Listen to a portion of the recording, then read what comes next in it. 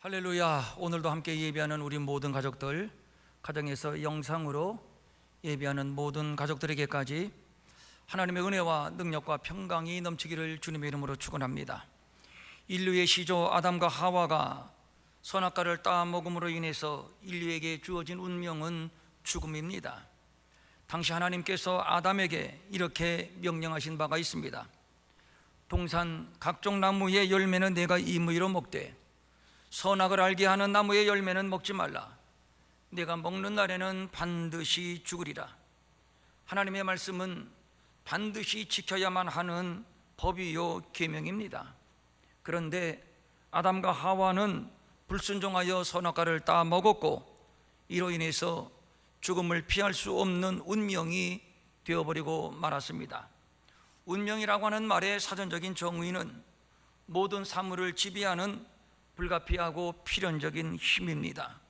그러니까 하나님의 선언대로 죽음은 인간 역사를 지배하는 필연적인 힘이 되어버렸고 이때로부터 인간은 죄의 종, 사망의 종으로 살아갈 수밖에 없는 존재입니다. 그래서 인간 근원의 내면에는 쫓겨난 에덴에 대한 그리움, 어떻게 하면 죽음을 피하고 영생할 수 있을까에 대한 갈망이 있는 겁니다. 그래서 수없는 종교가 생겨났고 인생들은 오늘도 정신없이 종교 탐험을 계속하고 있는 겁니다. 그러나 하나님은 사랑이십니다. 그리고 우리의 아버지가 되십니다. 범죄로 인해 에덴에서 추방당하고 죽음을 피할 수 없는 운명이 되어버리고 말았지만 그러나 하나님은 에덴을 다시 회복하시고 그리고 그 나라를 자기 백성에게 주시기를 원하셨는데 다시 회복될 에덴을 하나님의 나라라고 합니다. 그런데 문제는 인간 이대로의 모습으로는 안 된다는 것입니다. 아담 이후로 모든 인류는 태생적으로 죄인이기 때문입니다. 누구도 예외는 없습니다.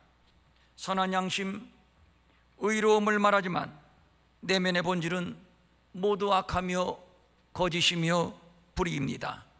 위선의 가면을 쓰고 있을 뿐입니다. 사람의 마음에서 나오는 것은 악한 생각뿐입니다. 곧 음란과 도둑질과 살인과 간음과 탐욕과 악독과 속임과 음탕과 질투와 비방과 교만과 우매함이니 이 모든 악한 것이 다 속에서 나와서 사람을 더럽게 합니다.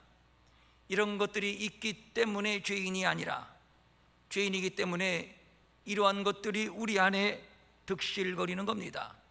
예외는 없습니다. 그래서 성경은 이런 인생을 가리켜 본질상 진노의 자식이라고 말하는 겁니다. 죄인된 인간, 이것이 문제입니다. 그러므로 죄의 문제를 해결하지 아니하는 한 인간에게 어떤 희망도 없습니다.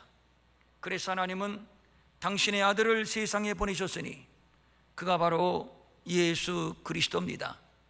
하나님의 사랑이 우리에게 이렇게 나타난 바 되었으니 하나님이 자기의 독생자를 세상에 보내심은 그로 말미암아 우리를 살리려 하심이라. 사랑은 여기에 있으니 우리가 하나님을 사랑한 것이 아니요 하나님이 우리를 사랑하사 우리 죄를 속하기 위하여 화목제물로 그 아들을 보내셨습니다. 하나님은 인간을 사랑하셨습니다. 그런데 그 인간은 죄인입니다. 그래서 이 죄인을 구원하시기 위하여 아들을 세상에 보내셨습니다. 그러므로 저를 믿는 자마다 멸망치 않고 영생을 얻으며 천국 백성이 됩니다. 예수는 자기 백성을 죄에서 구원할 우리의 구주입니다. 예수의 이름은 죄 사하는 이름이요 구원의 이름입니다. 그런 의미에서 그의 이름은 능력입니다. 로마서 10장 13절입니다. 누구든지 주의 이름을 부르는 자는 구원을 받으리라. 얼마나 대단한 이름입니까?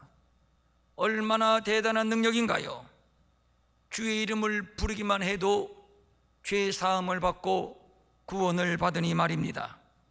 그런데 문제는 주의 이름을 부른다고 다 구원을 받는 것이 아님을 성경은 또 증거하고 있으니, 나더러 주여 주여 하는 자마다 다 천국에 들어갈 것이 아니요 다만 하늘에 계신 내 아버지의 뜻대로 행하는 자라야 들어가리라.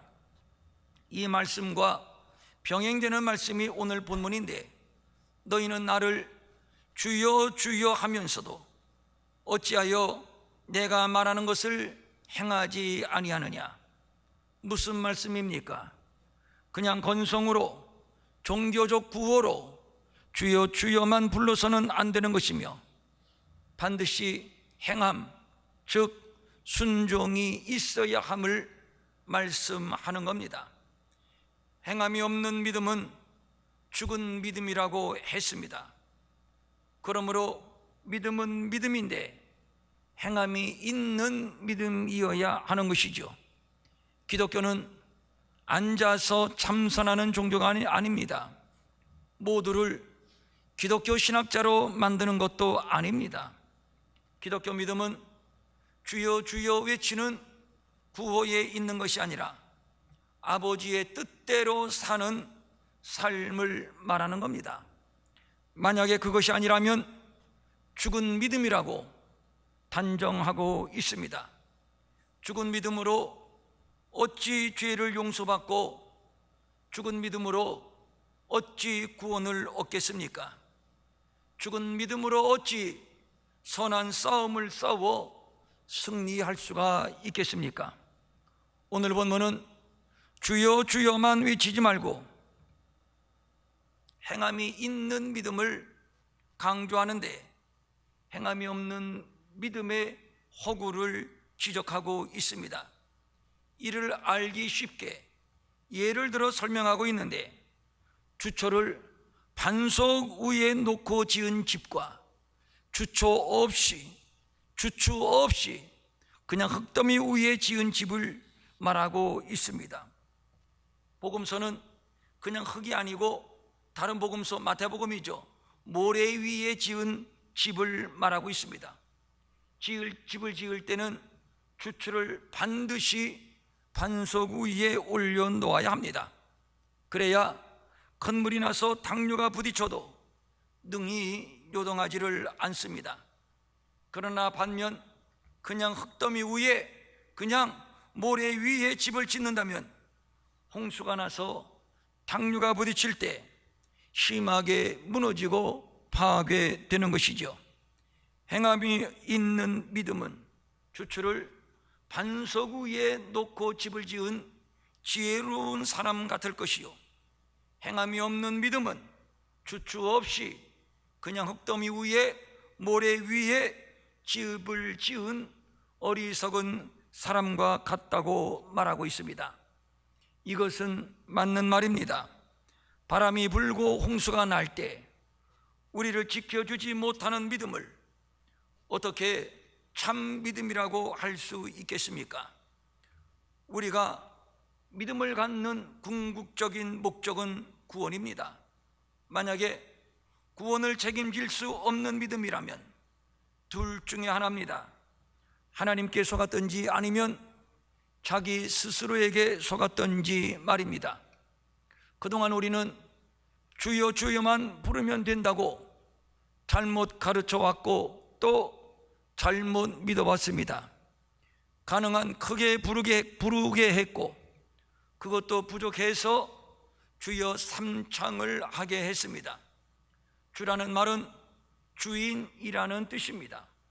모든 사물의 권리는 주인에게 있습니다. 아무리 고급스러워도 주인이 버리고자 하면 버려지는 것이고, 아무리 고물이라 해도 주인이 쓰고자 하면 귀하게 쓰임을 받는 겁니다. 모두 주인의 뜻에 있습니다. 우리가 예수를 주라고 부르는 의미는 당신은 나의 주인이십니다, 당신은 나의 주권자이십니다. 내 인생의 모든 권리는 주인이신 예수 그리스도에게 있습니다. 바로 이것입니다. 그러므로 예수를 주라고 고백하면서 여전히 내가 결정하고 내가 판단하고 내 마음대로 산다면 내가 주인이지 예수님이 주인은 아닙니다. 그래서 본문은 지적합니다. 너희는 나를 불러 주여 주여 하면서도 어찌하여 내가 말하는 것을 행하지 아니하느냐. 예수님은 우리의 주인이시며 우리는 그의 백성이며 또 종입니다. 우리의 삶의 전 과정을 통치하시고 다스리시는 분은 오직 예수 그리스도이십니다. 주인을 이용하려는 자는 불량한 자식이요 불량한 종입니다. 대단히 잘못된 것입니다. 주인은 섬김과 순종, 존경의 대상이지 이용의 대상은 아닙니다. 그동안 한국교회는 잘못 가르쳤고 또 잘못 믿었습니다. 우리는 주인을 이용하려고만 했지 그 가르침과 통치를 따르려 하지를 않았습니다. 예수를 이용해서 성공하려고 했고 부자가 되려 했고 또 마음의 평안, 사랑, 기쁨, 형통 등등을 얻으려고만 했지 우리가 그 일을 주인으로 모시고 그 뜻대로 살려고 하는 데는 너무도 소홀히 했습니다. 이 모든 것들은 인간 내면의 끝없는 욕망 때문입니다.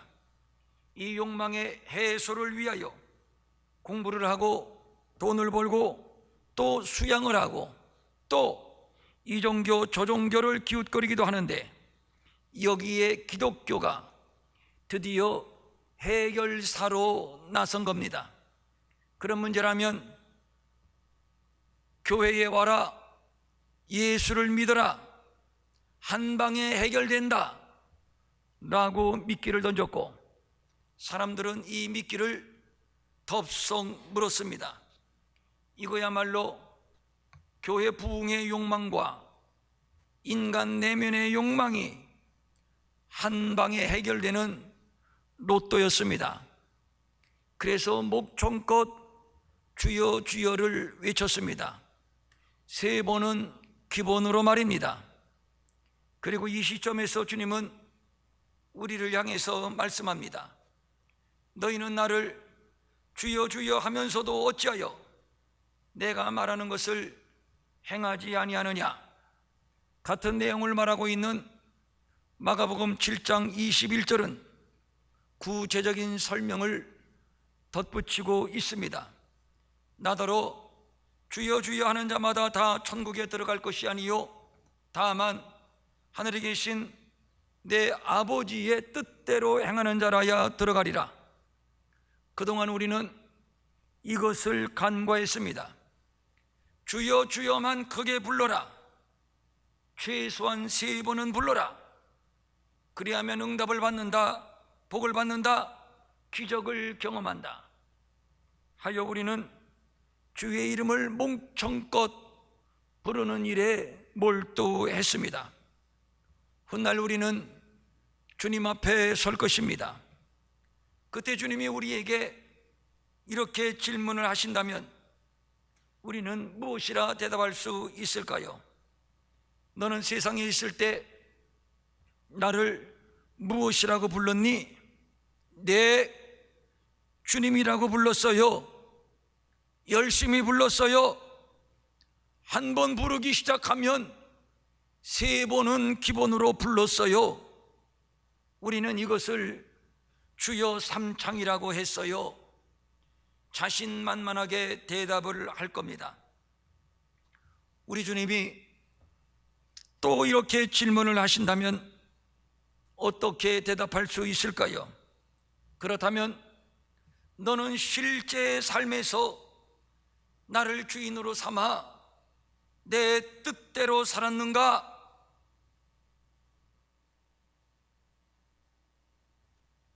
내가 보니 내 믿음은 흙더미 위에 집을 지은 것이나 다를 바 없어.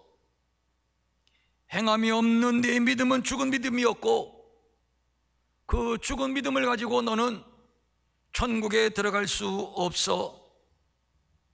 이것이 단지 기호일 수만은 없는 것은 정직한 우리의 모습이기 때문입니다.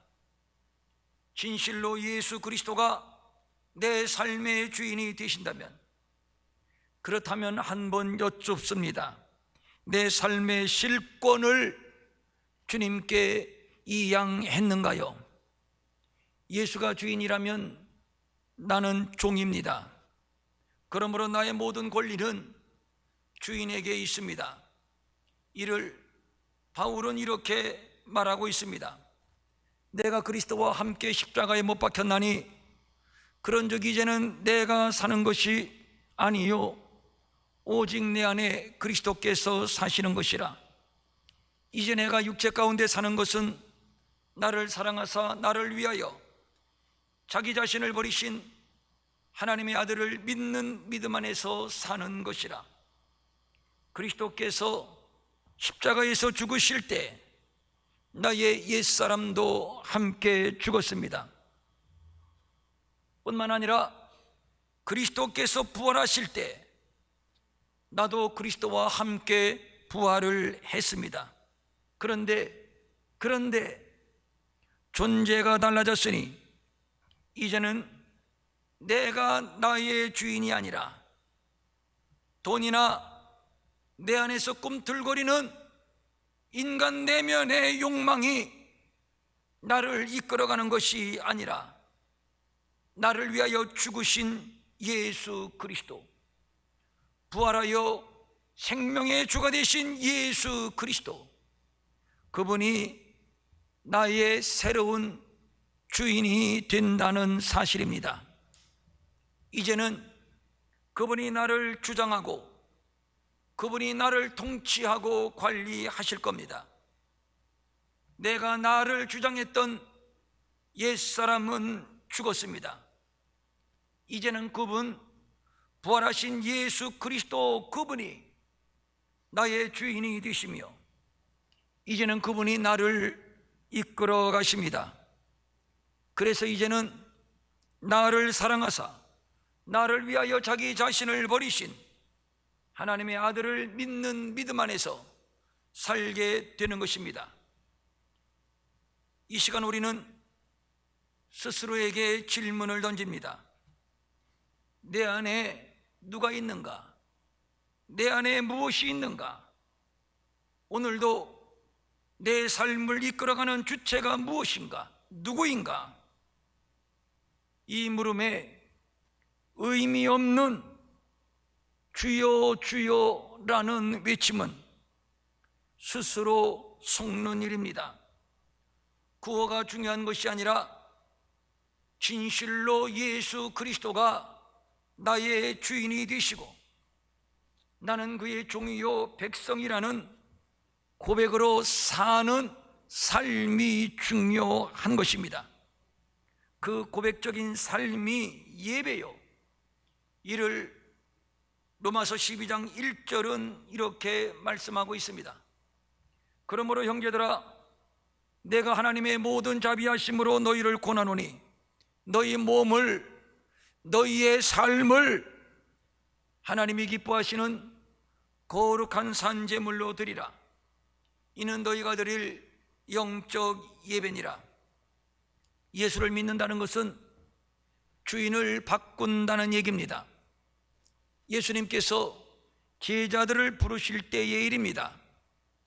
해변에서 그물을 던지며 고기 잡는 시몬과 안드레, 그리고 그물을 깁고 있는 야고보와 요한을 보시고 예수님께서 나를 따라오라고 했을 때 저들의 반응을 성경은 이렇게 기록해 주고 있습니다. 곧 그물을 버려두고, 곧 배와 아버지를 버려두고 예수를 따르니라. 주인을 교체하는 일은 분명하고 확실한 일입니다. 주저할 것도 아니고 머뭇거릴 일도 아닙니다. 지금까지는 부모가 주인이었습니다. 당연히 그렇습니다. 나를 낳아주신 분, 나를 길러주신 분, 오늘의 나를 있게 하신 분이십니다. 뿐만 아니라 나를 가장 잘 아시고 가장 사랑하시는 분이십니다. 그분에게는 삶의 경험이 있고 또 지혜가 있습니다. 그러므로 그분의 도움을 받고 그분을 의지한다고 하는 것은 플러스 일망정 마이너스는 결코 아닙니다. 그런데 예수님은 말씀합니다. 이제는 부모가 너의 주인이 아니다. 이제는 부모가 더 이상 너를 주장하지 않는다. 내가 너를 주장할 것이다. 이제부터는 내가 너희의 주인이 될 것이다. 배와 그물을 버리는 일도 역시 마찬가지입니다. 갈릴리에서 고기잡이로 삶을 이어가는 자들입니다. 그러므로 배와 그물은 삶의 수단이요 미천입니다. 우리말에 배운 게 도둑질이라는 말이 있습니다만 말 그대로 저들에게 고기 잡는 일은 배운 게 도둑질입니다. 고기 잡는 일 외에 할 수 있는 일은 없습니다. 그런 의미에서 저들에게 배와 그물은 삶의 주인입니다. 배와 그물이 있는 한 먹고 사는 일에는 걱정할 것이 없습니다. 배와 그물이 저들을 먹여 살린다 해도 틀린 말은 결코 아닐 겁니다. 그래서 오늘도 열심히 그물을 깁고 있는데 예수님이 부르십니다. 나를 따르라. 이 부르심 앞에 저들은 전혀 주저함이 없었습니다. 곧 그물을 버려두고 곧 배와 아버지를 버려두고 예수를 따르니라. 이제는 배와 그물이 주인이 아닙니다.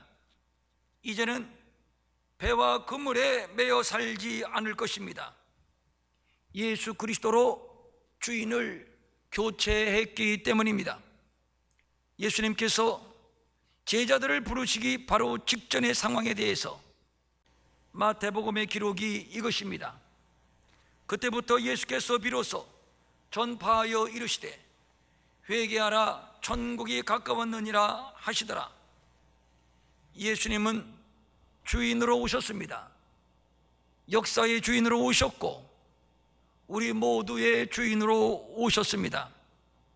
만물이 그로 말미암아 지은 바 되었으니 주인이요 저주와 심판 사망의 인생을 구원하기 위하여 친히 핏값을 지불하시고 우리를 사셨으니 예수님은 당연히 우리의 주인이십니다.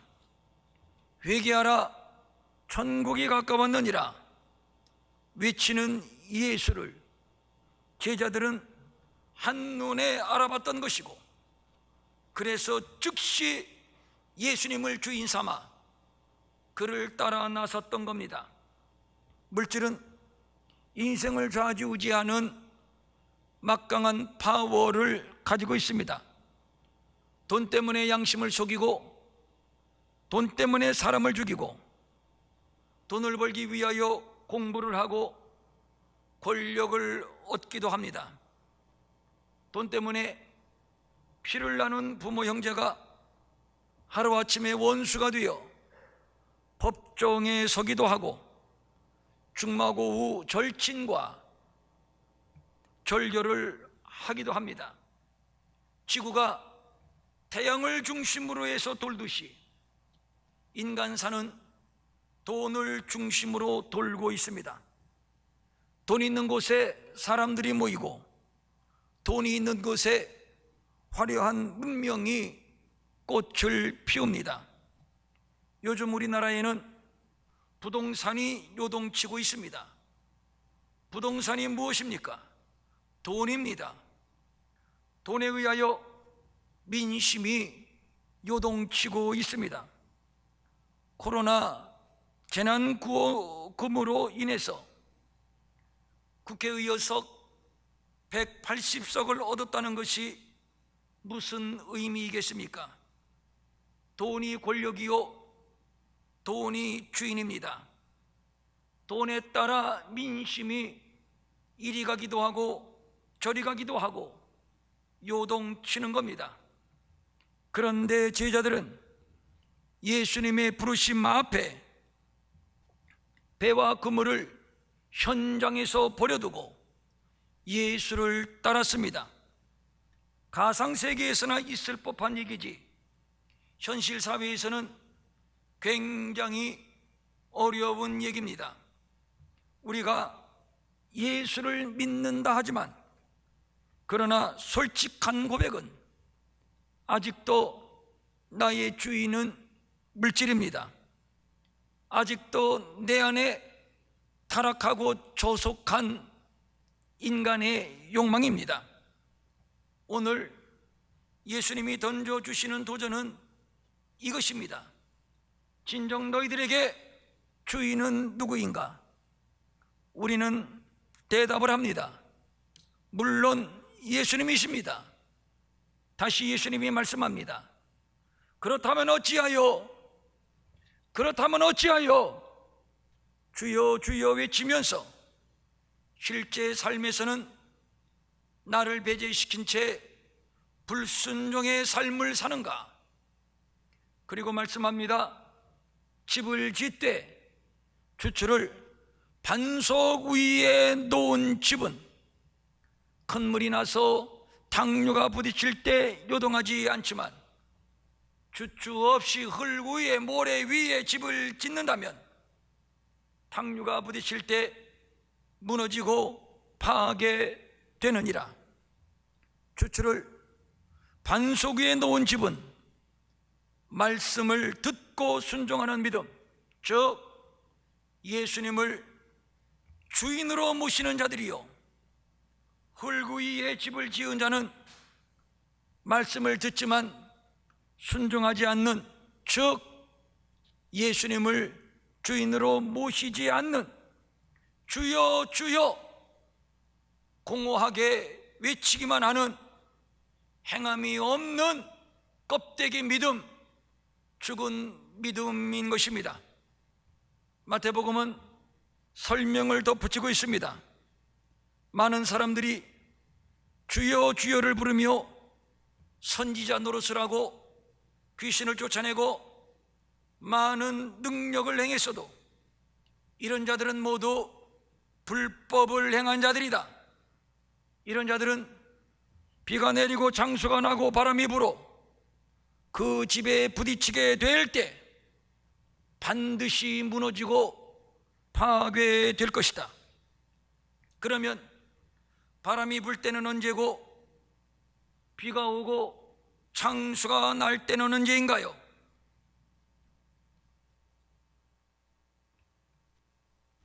인생 시험을 만날 때요, 마지막 최후 하나님 앞에 서서 심판을 받게 될 때를 말하는 겁니다.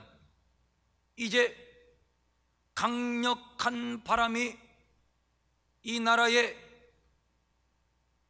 온 세계에 불어 닥칠 겁니다. 엄청난 비가 쏟아지고 엄청난 장수가 나서 역사를 뒤엎을 것입니다. 견고할 것만 같은 인간 문화, 인간 문명이 바람에 날아가고 홍수에 침몰되고 탕류에 쓸려 내려가게 될 것입니다. 많은 사람이 죽게 되었다고 아우성하게도 될 것입니다. 이때 바로 이 시험의 때에 행함이 없는 입으로 구호로 주여 주여만 외쳤던 자들은 구원을 받지 못하고 쓸려 내려갈 겁니다. 주여 주여를 크게 부를수록 사람들은 칭찬하고 직분을 맡길 것입니다. 그러나 주님의 평가는 냉혹합니다.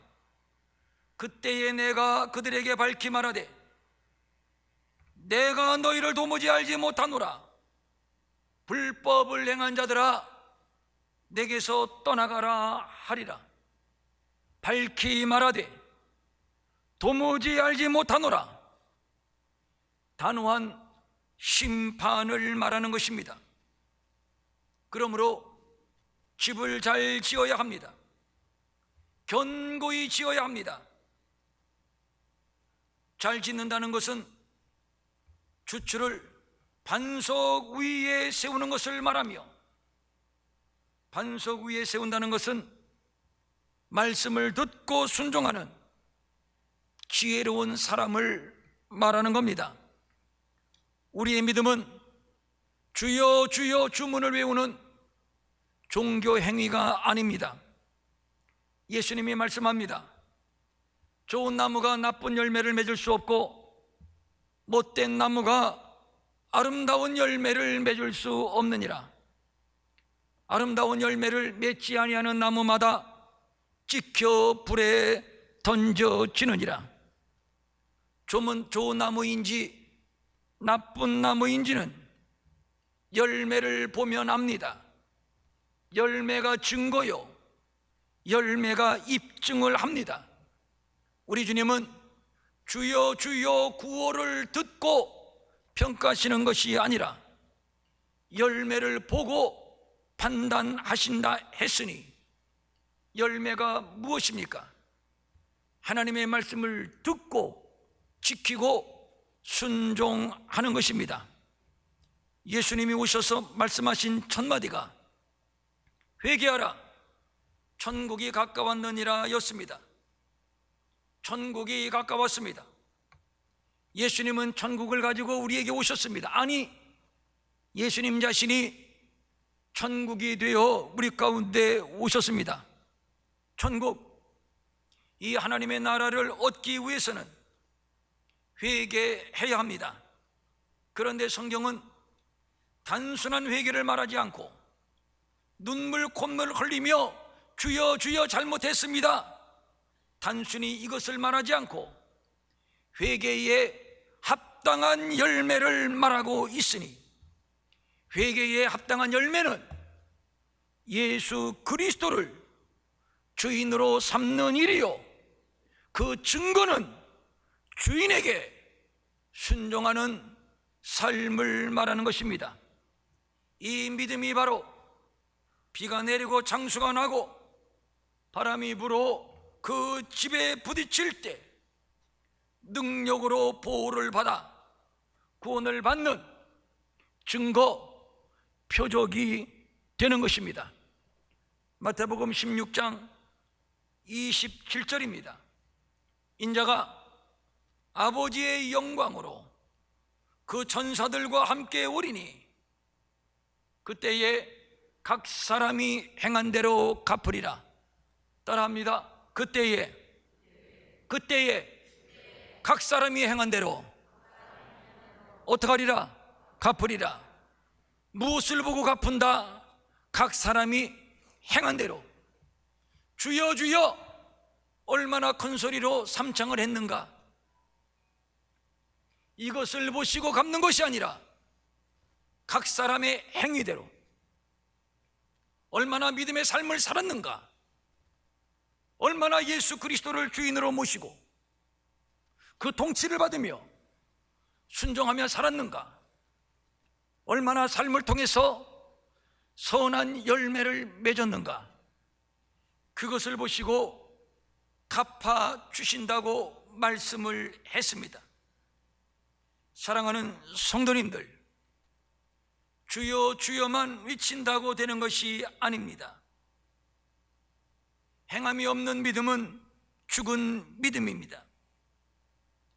인자가 아버지의 영광으로 천사들과 함께 올 때,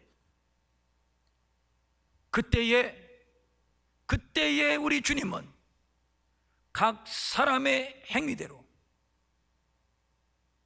갚아 주신다고 약속을 했으니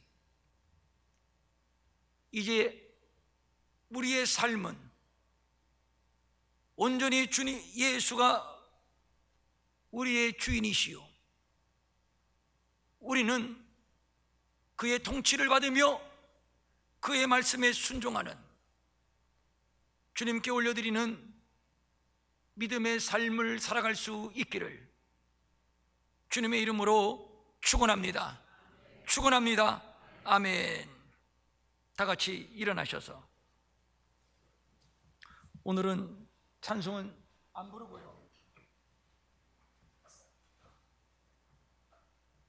다 같이 눈을 감고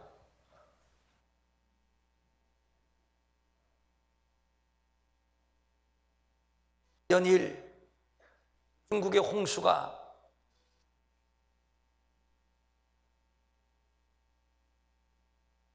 우리에게 보도되고 있습니다.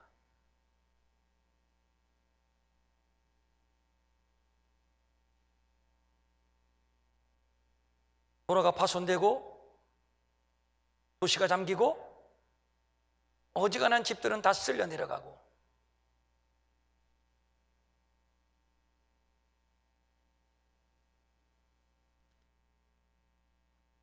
하루 이틀 100mm, 200mm 폭우에 남부지방이 잠겼고 호남이 잠겼고 대전도 잠겼고 저 강원도도 잠겼습니다.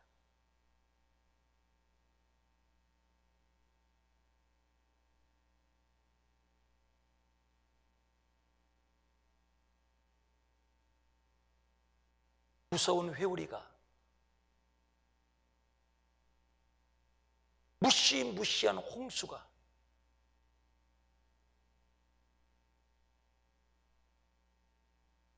상상치도 못할 쓰나미가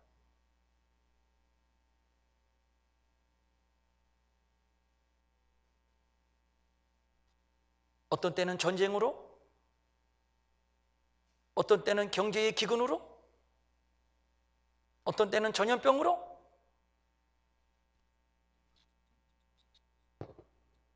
어떤 때에는 노골적으로 교회를 핍박하는 형태로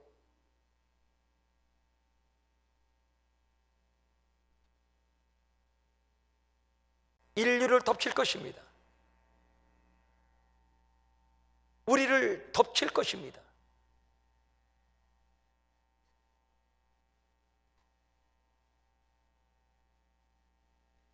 믿음 없는 많은 사람들은 소문만 듣고도 기절할 것이고,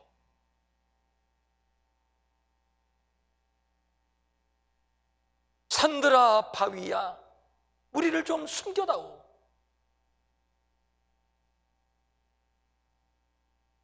어디로 숨어들면 안전할까? 세상이 큰 혼란에 빠지게 될 것입니다.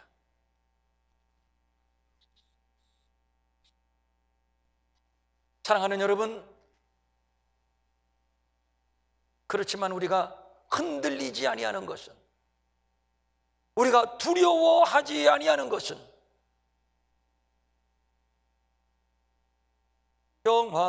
평화로다. 그 가운데서 우리가 평안을 노래할 수 있는 것은 우리의 믿음의 집을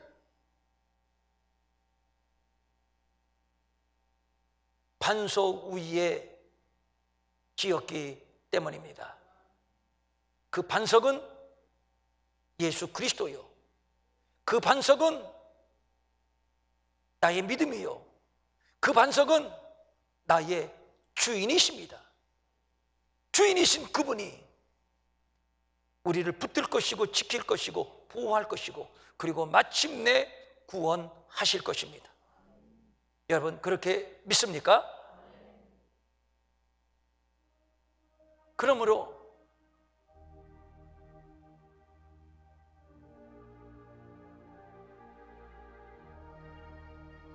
하나님의 말씀을 듣고 지키는 자가 복이 있도다. 이 시간 주님 앞에 답변할 수 있기를 바랍니다.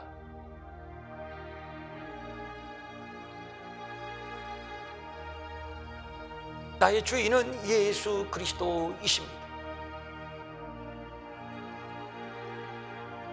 나의 주인은 예수 그리스도이십니다.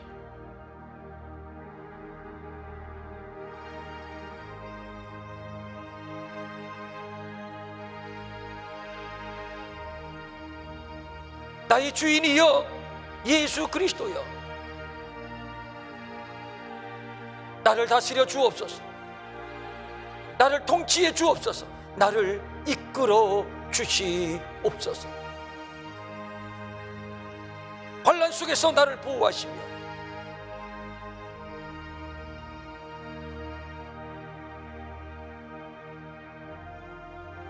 마침내 하나님의 나라를 기업으로 얻게 하옵소서.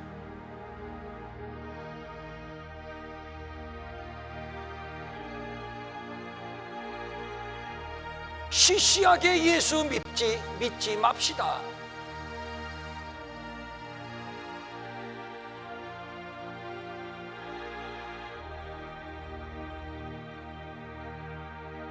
유치하게 예수 믿지도 맙시다.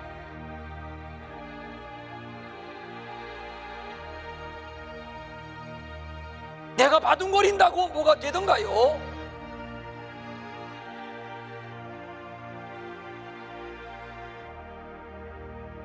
예수 그리스도는 나의 주님.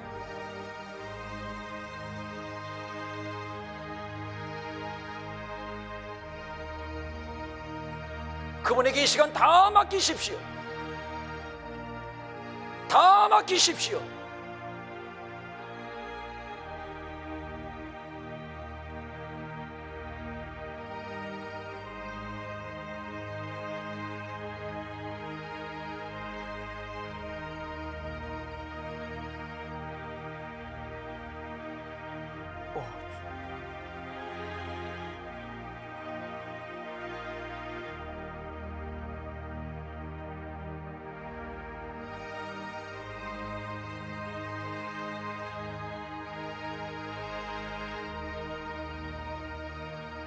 오 성령님,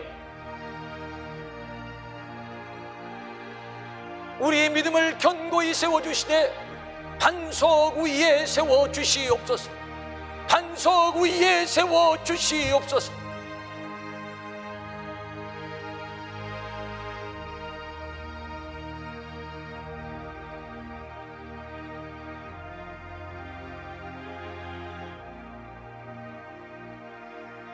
하나님 아버지, 오늘 주신 말씀 감사합니다.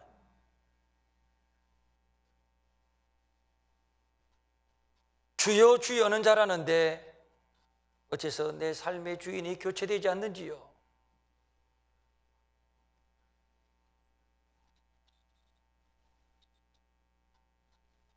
우리 손에 움켜쥐고 있는 이 모든 것들, 이거 왜 주님 앞에 풀어놓지 못하는지요? 성령님, 우리의 믿음 없음을 불쌍히 보시고 이 시간 또 결단하고 또 결단하고 또 결단하게 하시되, 예수는 나의 구주, 예수는 나의 주님, 예수는 나의 구주, 예수는 나의 주님. 흔들리지 않는 믿음으로 인생의 길을 돌파해 가게 하옵소서. 앞으로 무시무시한 홍수가, 무시무시한 창수가, 무시무시한 바람이 우리를 덮칠 것으로 예상을 합니다. 그러나 내가 두려워하지 아니하는 것은 예수님이 나의 주인이시기 때문입니다. 이 믿음으로 위로를 얻고, 이 믿음으로 평강을 얻고, 이 믿음으로 승리하게 하옵소서. 하나님 앞에 감사한 마음으로 각종 예물 드립니다. 11조, 주일헌금, 주정헌금, 감사헌금, 선교헌금, 건축헌금, 장학헌금, 비전사라 특별헌금, 구제헌금 주님께 올립니다. 주님 받아주시고 특별히 종이 선포하며 복을 빕니다. 믿음을 주시되 반석 위에 세워진 믿음, 믿음을 주시되 예수 그리스도를 나의 주인으로 고백하는 믿음, 나의 주인으로 모시고 살아가는 믿음, 산 믿음, 산 믿음 우리에게 더하여 주시옵소서. 마음은 원이지만 가진 것이 없어 드리지 못해 민망 여기는 성도들을 위로하시고 저들에게도 물질 주셔서 한 가지로 주님 앞에 바치며 쓰며 도우며 사는 풍성함이 있게 하여 주시옵소서. 우리 가운데 병든 자 있습니까? 육체의 약함 때문에 오늘도 한숨 지으며 눈물 흘리며 자는 자들이 있습니까? 사는 자들이 있습니까? 만져주시옵소서. 예수의 이름으로 명하노니 모든 질병과 병만은 묶음을 풀고 떠나갈지어다. 떠나갈지어다. 떠나갔음을 선포하노라. 이제는 우리 주 예수 그리스도의 은혜와 하나님 아버지의 무한하신 사랑과 성령님의 감화 감동과 위로와 안위와 능력과 평강이 이제 예수님을 주인으로 모시고